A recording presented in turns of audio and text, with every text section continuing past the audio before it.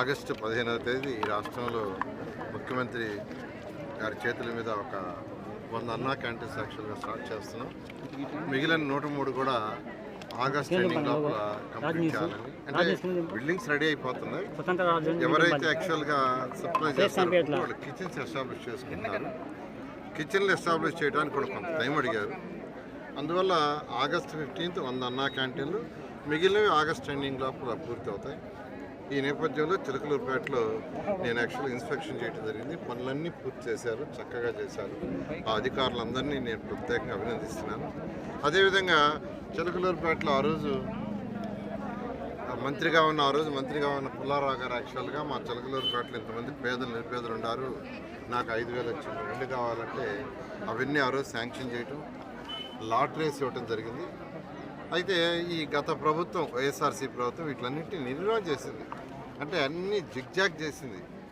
అంటే నిరుపేదలకి వాళ్ళు ఎలా ఇవ్వాలా, ఎలాంటి వాళ్ళని ఆలోచన లేదు. వాళ్ళు కట్టారు, కొన్ని దగ్గర ఇల్లు 4 గోడలు కట్టి స్లాబ్ వేశారు ఒక రూమ్. వాళ్ళ ఒక ఎమ్మెల్యేనే కామెంట్ చేశాడు, మనిషి కొనుక్కోవటానికి కూడా కుదరదని. కానీ మేము చక్కగా షీర్వాల్ టెక్నాలజీ భారతదేశంలో అప్పటికి ఎవరు కట్టలా, ఫస్ట్ టైం ఆంధ్రప్రదేశ్లో కట్టాం. దీనికి 100 రూపాయల నుంచి 200 రూపాయలు ఎక్కువ ఖర్చు అవుతుంది. అయినా చాలా లాంగ్ పీరియడ్ మన్నికుంటుంది, స్ట్రాంగ్గా ఉంటాయి. అలాంటి టెక్నాలజీతో కట్టాం. చక్కటి రోడ్లు వేసాము, డ్రింకింగ్ వాటర్ ఫెసిలిటీ. అంతేకాకుండా కాలనీ కట్టిన తర్వాత అక్కడి నుంచి వచ్చే బాత్రూంలో, టాయిలెట్స్ నుంచి వచ్చే వాటర్ని ట్రీట్మెంట్ చేసి బయటకు వదలాలి. అవి కూడా పెట్టాం సివరేజ్ ప్లాంట్లు. జనరల్గా గతంలో ఎప్పుడు కూడా ఇలాంటి కాలనీస్ కడితే ట్రీట్మెంట్ ప్లాంట్ అట్లా అవి తీసిపోయి అక్కడెక్కడో కాలువలు ఎక్కడో వదిలేవాళ్ళు, వాటి వల్ల జబ్బులు వచ్చాయి. కానీ ముఖ్యమంత్రి గారు ఆ రోజు నాకు ఒకటి ఆదేశించారు, ఈ ఇల్లు ఇచ్చేటప్పుడు ప్రతి మహిళ తన భర్తతో పిల్లలతో ఆనందంగా ఉండాలి, అలాంటి ఇల్లు కట్టు, అన్ని ఫెసిలిటీస్ ఇవ్వు.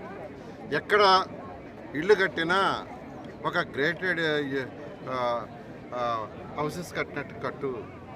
అక్కడ ఖచ్చితంగా ఒక స్కూల్ ఉండాలి, ఒక హాస్పిటల్ ఉండాలి, వాళ్ళకు ఒక కమ్యూనిటీ హాల్ ఉండాలి పెళ్ళిళ్ళు ఫంక్షన్ చేసుకోవడానికి, ఇలా ఆదేశించారు. అయితే మా ప్రభుత్వం పోవటం తర్వాత చేయలేకపోయాం. మళ్ళీ ఇప్పుడు ప్రభుత్వం వచ్చింది, ప్రజలు మా మీద నమ్మకంతో చేశారు. ఈరోజు చిలకలూరుపేటలో పుల్లారావు గారు రమ్మంటాం, ఇక్కడ వసతులు చూడమన్నారు. ఇక్కడ వాళ్ళకి యాక్చువల్గా ఒక స్కూల్ అడిగారు, ఒక స్కూలు, తర్వాత వచ్చి వీళ్ళకి ఒక హాస్పిటల్, ఒక కమ్యూనిటీ హాల్ ఫంక్షన్ చేసుకోవడానికి.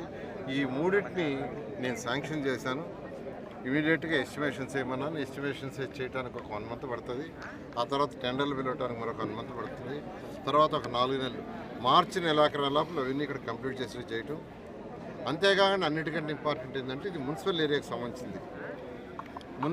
మున్సిపల్ కమిషనర్ చెప్పాను, రేపటి నుంచి లేదా ఇవాళ నుంచే ఈ ఏరియా మొత్తం మెయింటెనెన్స్, అంటే రోడ్లు చిమ్మటం కానీ, వాటర్ సప్లై చేయటం కానీ, ఎలక్ట్రిసిటీ లైట్లు మెయింటైన్ చేయటం కానీ అన్నీ కూడా కమిషనర్ గారు, చిలకలూరుపేట మున్సిపల్ కమిషనర్ గారు ఆధీనంలో పోతుంది, ఆయన చేస్తారు. దీన్ని ఒక మంచి గ్రేటెడ్ కమ్యూనిటీగా చేసి ఇక్కడ వాళ్ళకి అన్ని ఫెసిలిటీ ఇవ్వడం జరుగుతుంది. ఉంటున్నారు అందరికి ఒక పండుగ దినం వరాలు ప్రకటించారు. ఏదైతే వాళ్ళు ఇంకా కోరుకుంటున్నారో, మాకు హాస్పిటల్ కావాలి, స్కూల్ కావాలి, కమ్యూనిటీ హాల్ కావాలి, ఇక్కడే ఈ యొక్క సచివాలయం కావాలి, ఏదైతే ఇంకా లేనటువంటి సౌకర్యాలు ఉన్నాయో ఆ సౌకర్యాలన్నీ ఈరోజు చిలకలూరుపేటకు మన నారాయణ గారు మినిస్టర్ గారు రావటం, అన్ని స్పాట్లోనే శాంక్షన్ చేశారు. ఇమ్మీడియట్గా ఏ లోటు లేకుండా ఇక్కడ నివాసం ఉండేటువంటి వాళ్ళకి అన్ని రకాల సౌకర్యాలని ఈరోజు ప్రకటించారు. అన్న క్యాంటీన్ కూడా 3 ఆగస్టు 15 అన్నగారి చేతుల మీదుగా రాష్ట్ర వ్యాప్తంగా ప్రారంభిస్తున్నారు.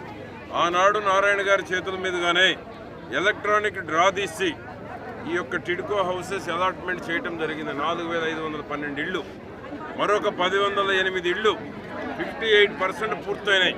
అంటే 5,520 ఇళ్ళు నిరుపేదలు ఇక్కడ ఉండేటువంటి దానికి ఆనాడు నారాయణ గారి చేతుల మీదుగా దీన్ని ప్రారంభించాం. అతి తక్కువ సమయంలో నిర్మాణం చేశాం. ఈ రోజు కూడా కనీసం చేమనేది క్రాక్ అనేటువంటిది బిల్డింగ్లు ఎక్కడ కనపడలేదు. గత పాలకులు రంగు తీసుకున్నారు, పోయారు.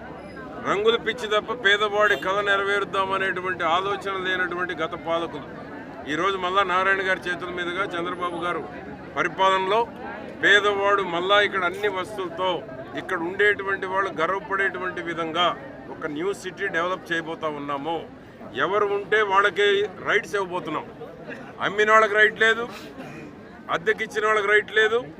ఎవరైతే చేరిపోతారో వారికే రైట్ ఇవ్వబోతున్నాం.